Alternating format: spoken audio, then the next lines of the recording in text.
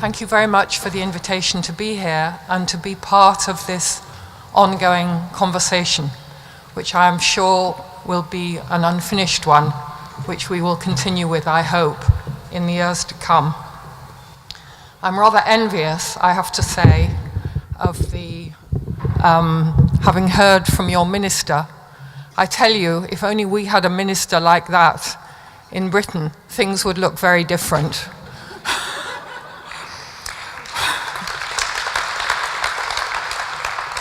We have, unfortunately, an extremely right-wing government who are positively regressive on the kinds of questions that we're discussing this morning. So we have to be all too aware all the time of the ups and downs, the many turns which take place in relation to state policies on these issues, and the funding, therefore, which is available, etc. Well, I've got a lot to tell you about, and not much time to tell it. For a long time, for many decades, there's been a struggle in the United Kingdom to make race and slavery central to British history, politics, and society. And this long-term issue is even more urgent today, given Brexit and its very damaging effects on the situation in Britain.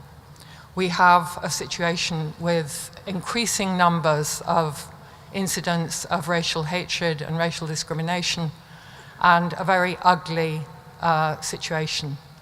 The majority view of Brexit is that the key issue was immigration, and that the fear of others is at the heart of this turn towards protectionism, towards insularity, and away from Europe. I have to say, I felt like weeping coming through the passport control yesterday, and thinking that in the future I'm not going to be a European citizen. It is completely awful and bleak. So, our problem in Britain is the forgetting of the slavery business and slavery, and the assumption that it's something that happened somewhere else. It's something that happened either in the Caribbean or in the United States. Race isn't integral to Britain. Well, of course, race is integral to Britain. And so the effort to reinterpret that history has been what I and many colleagues have been involved with for many years. But a further problem for us is that what's been remembered is abolition. And this relates to the discussion that's just been taking place, because abolition is seen in Britain as part of what's called the golden thread of English liberty. And the problem about that golden thread is that there are many different positions amongst abolitionists, and not all abolitionists are outside of racial thinking. So that we have to be very, very careful about what abolition means. And it's been a difficulty for us that every kind of politician, even the leading members of UKIP, will refer to the importance of the abolition of slavery. So it's, Magna Carta, the Great Reform Bill of 1832, and the abolition of slavery, as if this is all part of one progressive movement in history. Well, sadly, as we know, abolition did not resolve the problems of race, and what happened after abolition was the reconfiguration of racial thinking in the context of no longer having slavery as the condition which secured it. So new ideas, new theorizations of the necessity of racial difference had to be established in the period after abolition. So central to us are these connected issues of forgetting and what gets remembered, but also what I would call the whole question of disavowal, the denial of this central aspect of British history, which is the exclusion of others. And sometimes the key group are the descendants of the enslaved, sometimes they're the Chinese, sometimes they're Jewish, but that problem of otherness has been an ongoing, sometimes they're Irish, an ongoing problem for us. So disavowal, what is both known and not known, what is denied, what is constantly denied and yet erupts in all kinds of different ways. So the project that I've been involved with for the last 7 years is the Legacies of British Slave Ownership project, and it's part of a much wider struggle amongst educationalists, teachers, curators, artists, people who make television programs. You know, there's a lot of us in one way or another, all concerned with the undoing of racial representation. I would see that as central to what we are trying to do. And our aim in the Legacies project is to put the slavery business back into the mainstream of British history and society, to understand the slavery business as one of the cornerstones of our modern world. I want people to understand the extent to which slavery was, in fact, a homegrown product for Britain. It wasn't something that belonged somewhere else. That sugar, which became so central to the iconic British cup of tea, is in a way a good representation of that, the internal nature of slavery. You can't drink a cup of sweet tea without actually being connected to that whole slavery business. The insistence on remembering is to do with the insistence that slavery and its consequences are not in the past. They live on with us in the present, in the contemporary inequalities, which are, of course, as we all know, increasing, with the persistent privileges that have belonged to whiteness and the persistent poverty of the Caribbean. What David Scott refers to slavery as a constituting condition for ill-gotten European prosperity. So it's that insistence on the past in the present, which is, of course, your title for this event today, that we are very committed to. So our strategy in the particular research and educational and outreach project that we're involved with has been to focus on the slave owners. And we're focusing on the slave owners because that brings white men and women, mostly men, but also women, that brings those owners right into the center of an understanding of the slavery business. And our first project was to look at the compensation records, which were the records of the compensation. I'm not sure if I know how to work this. Yeah. This is our database. So we've created a database of the 46,000 individuals who received compensation when slavery was abolished in the British Caribbean, Mauritius, and the Cape. And of these 46,000, we've followed biographically, insofar as we can, the roughly 3,500 people resident in Britain at that time who received compensation.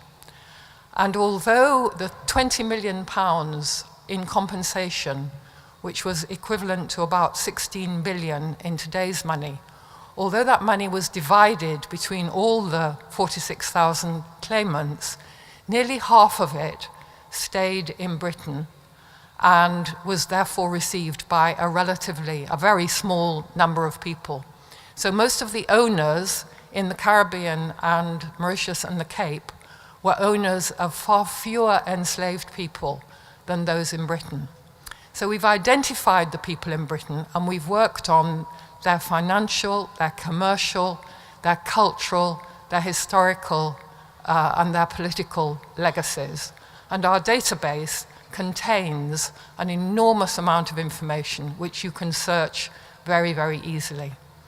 And it has been extraordinarily widely used, I'm very happy to say, both by descendants of the enslaved, who are not always happy to find out the complicated and entangled connections with themselves and white owners, and by the descendants, of course, of the slave owners. And one of the most important things that I think this opens up is precisely the entanglement, which demonstrates so clearly that this is not your history, it is our history, the ways in which we are all implicated in that history. And there have been very important moments when significant British public figures have found out, descendants of the enslaved, have found out the ways in which they're entangled with, of course, the sexual interrelations that were going on, of course, in the Caribbean. And they see that their history is also a white history, just as black people see that their history is also a white history. So there is no binary division, which is what the slave owners tried to make. There is no simple binary division between black and white. It is a shared history. So the second phase of our project has been, as was mentioned in the introduction, to go backwards from 1833, from the moment of abolition, and look at British slave ownership in the Caribbean over the period from 1763, when the British Empire greatly expanded, up to 1833. And that's what we've been doing for the last few years. And it is an absolutely major task, actually. But we recently were able to